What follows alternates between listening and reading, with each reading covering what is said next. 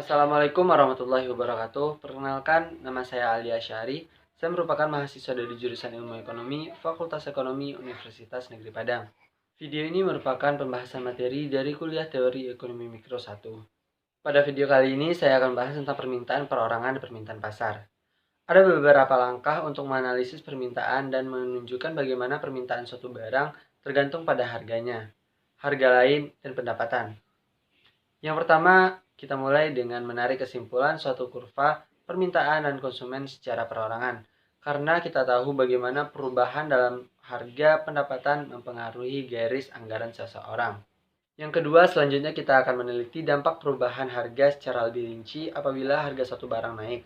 Permintaan individu untuk barang tersebut dapat berubah. Yang ketiga, kemudian kita akan melihat bagaimana kurva permintaan perorangan dapat digabungkan untuk menentukan kurva permintaan pasar. Yang keempat, selanjutnya kita akan memperlihatkan bagaimana kurva permintaan pasar dapat digunakan untuk mengukur keuntungan yang diperoleh orang-orang apabila mereka mengkonsumsi suatu produk, di luar maupun di dalam batas pengeluarannya. Yang kelima, selanjutnya kita akan menjelaskan eksternalitas jaringan, yaitu apa yang terjadi ketika permintaan seorang atau suatu barang juga tergantung pada permintaan orang lain. Yang keenam, akhirnya secara singkat, kita akan jelaskan beberapa metode yang dipakai oleh para ekonom untuk memperoleh informasi empiris tentang permintaan. Selanjutnya kita akan membahas tentang permintaan perorangan. Yang pertama yaitu perubahan harga. Kita mulai dengan mempelajari bagaimana konsumsi sandang dan pangan berubah apabila harga pangan berubah. Gambar 4.1 menunjukkan pilihan-pilihan konsumsi yang akan dibuat seseorang ketika mengalokasikan sejumlah pendapatan tetap antara dua barang. Perubahan harga pangan dan pendapatan dan harga sandang yang tetap menyebabkan konsumen memilih keranjang pasar yang berbeda. Pada bagian A, keranjang pasar yang memaksimalkan utilitas untuk berbagai harga pangan, di mana titik A sama dengan 2, titik B sama dengan 1, dan D sama dengan 0,5 merupakan kurva konsumsi harga. Pada bagian B menunjukkan kurva permintaan yang menghubungkan harga pangan dengan jumlah permintaan, di mana titik EGH masing-masing mengikuti titik A, B, dan D. Yang kedua yaitu kurva permintaan perorangan, di mana dibagi menjadi dua yaitu kurva konsumsi harga dan kurva permintaan perorangan. Kurva konsumsi harga yaitu kurva yang menunjukkan kombinasi utilitas maksimal dari dua barang pada waktu harga satu barang berubah. Sedangkan kurva permintaan perorangan adalah kurva yang berkaitan dengan jumlah suatu barang yang akan dibeli seseorang konsumen pada harga barang tersebut.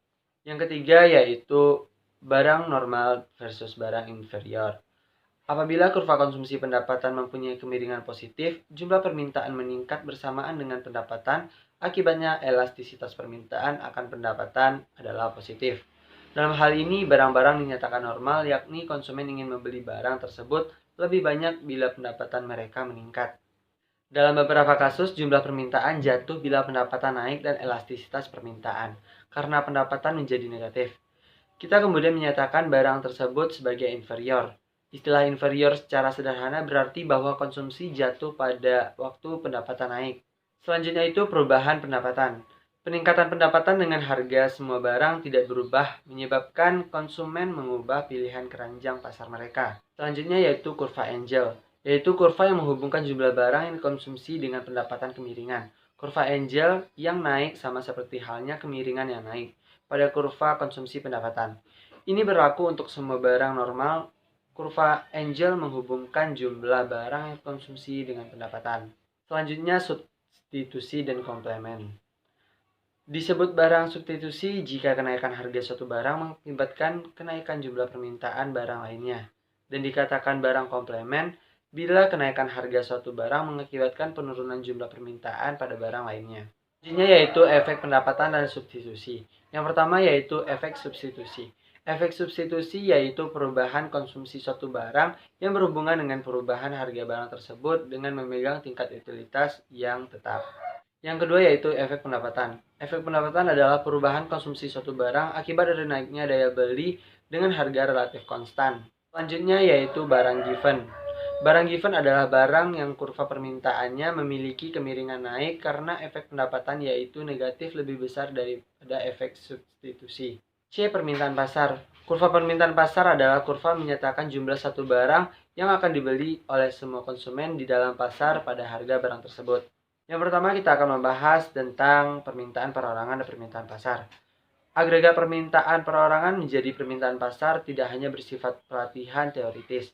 Dalam praktek, hal tersebut menjadi penting apabila permintaan pasar disusun dari permintaan berbagai kelompok demografi yang berbeda atau dari konsumen yang berada di daerah yang berbeda. Yang kedua yaitu elastisitas permintaan. Hal ini dibagi menjadi tiga, yaitu ada permintaan tidak elastis, yaitu apabila permintaan tidak elastis yang E-nya lebih kecil daripada nilai absolut, yaitu 1. Jumlah permintaan relatif tidak bereaksi pada perubahan. Akibatnya pengeluaran total untuk produk meningkat apabila harga naik. Yang kedua yaitu permintaan elastis. Sebaliknya apabila suatu permintaan elastis E besar dari nilai absolut 1, maka pengeluaran total untuk produk turun apabila harga naik. Yang ketiga yaitu permintaan isoelastis. Apabila elastisitas permintaan karena harga adalah tetap sepanjang kurva permintaan. D. Surplus konsumen, yaitu perbedaan antara berapa yang konsumen bersedia membayar untuk satu barang dan dengan jumlah sesungguhnya yang dibayar.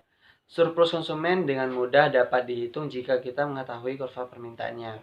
Mengaplikasikan surplus konsumen. Surplus konsumen merupakan aplikasi penting dalam ilmu ekonomi apabila dijumlahkan dari antara banyak individu. Surplus konsumen mengukur agregat manfaat yang diperoleh konsumen dengan membeli barang di pasar. Apabila kita mengkombinasikan surplus pokok konsumen dengan agregat laba yang diperoleh produsen, kita dapat mengevaluasi baik biaya maupun keuntungan tidak hanya untuk struktur pasar alternatif, tetapi juga untuk kebijakan publik yang mengubah perilaku konsumen dan perusahaan dalam pasar tersebut.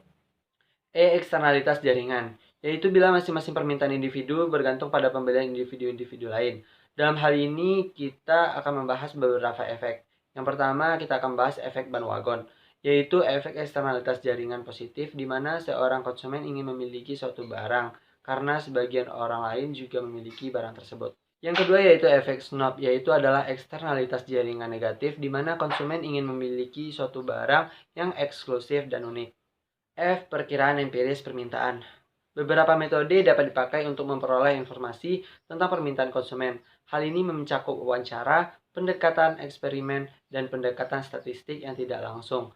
Pendekatan statistik sangat bermanfaat untuk diterapkan, tetapi penting untuk menerapkan variabel yang tepat yang mempengaruhi permintaan sebelum pekerjaan statistik itu selesai.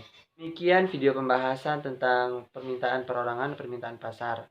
Terima kasih sudah menonton. Saya akhiri. Assalamualaikum warahmatullahi wabarakatuh.